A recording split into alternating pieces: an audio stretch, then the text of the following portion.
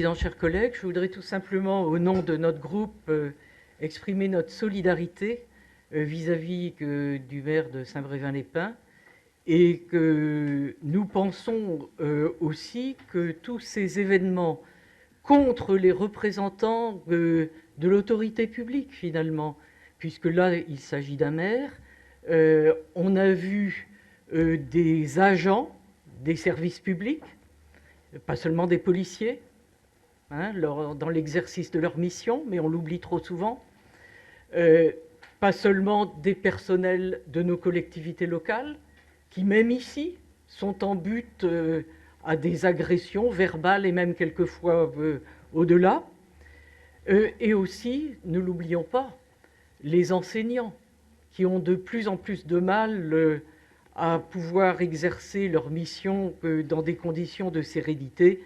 Personne n'a oublié, évidemment, l'assassinat tragique de Samuel Paty. Et que si je me réfère à l'éducation nationale, c'est aussi parce que dans ce monde nouveau, dans cet espace nouveau, finalement, vous l'avez évoqué vous-même, que sont les réseaux sociaux, il y a aussi une éducation particulière.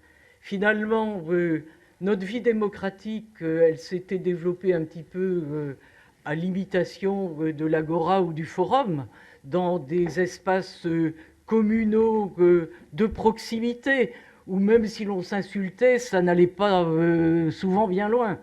Tandis qu'aujourd'hui, c'est le monde entier qui peut partager les insultes, les menaces, voire les menaces de mort, oui, ça existe sur les réseaux sociaux, presque en toute impunité. Et ce n'est pas les réformes annoncées de l'Arcom qui pourront avoir sans doute une efficacité vis-à-vis des forces internationales, il faut bien le dire, que sont ces GAFAM et autres qui se substituent pratiquement aux États.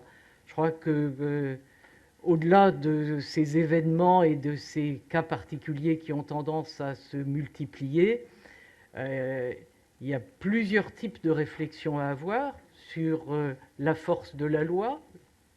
Une loi un peu trop bavarde est-elle applicable? Sur la répartition des responsabilités entre les autorités administratives et les autorités judiciaires. Et puis, effectivement, dans cette mondialisation, qui, notamment via les réseaux sociaux, met tout à la portée de tous, trouver que certainement des modes de régulation qui soient efficaces. Tout ceci mérite débat, mais je crois qu'aujourd'hui, c'est surtout les paroles de solidarité que chacun ont exprimées vis-à-vis du maire de Saint-Brévin-les-Pins qui doit rester à l'ordre du jour. Le reste, c'est un vaste débat.